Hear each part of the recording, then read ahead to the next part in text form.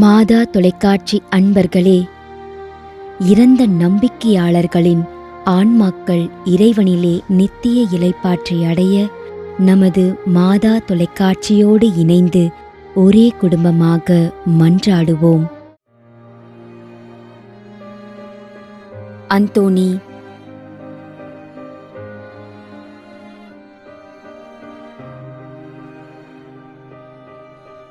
திரு S V. Seenivasan 14ஆம் ஆண்டு நினைவஞ்சலி.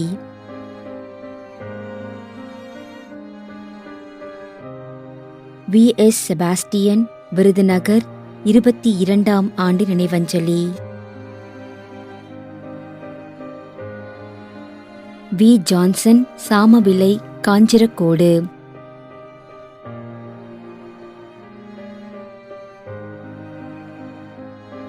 தேக்லஸ் ராயப்பன், கண்டிகை 2ஆம் ஆண்டு நினைவஞ்சலி.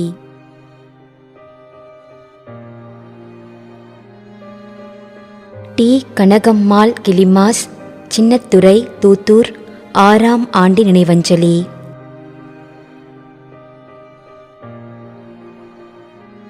Harry Albert Alfred, RA, Bangalore.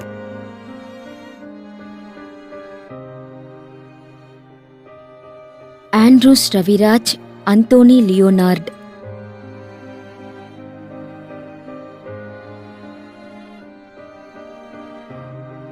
Joseph 12ஆம் ஆண்டு நினைவஞ்சலி, அன்னம்மாள். மேலும் யாரும் நினையாத நம்பிக்கையாளர்களின் ஆன்மாக்களுக்காகவும் மன்றாடுவோம். தந்தை, மகன், தூய ஆவியாரின் பெயராலே ஆமென். ஆண்டவருடைய பெயராலே நமக்கு உதவி உண்டு. விண்ணையும் மண்ணையும் படைத்தவர் அவரே.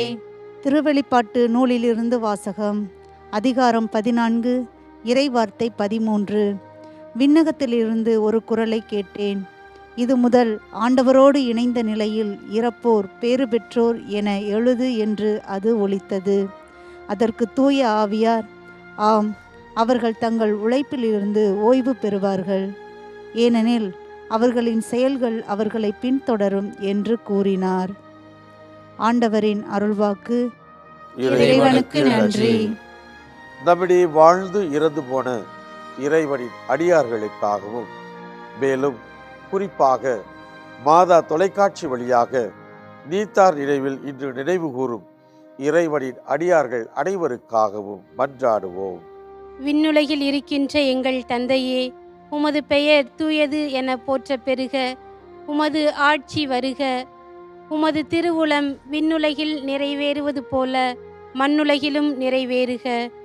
எங்கள் அன்றாட உணவை இன்று எங்களுக்கு தாரும்.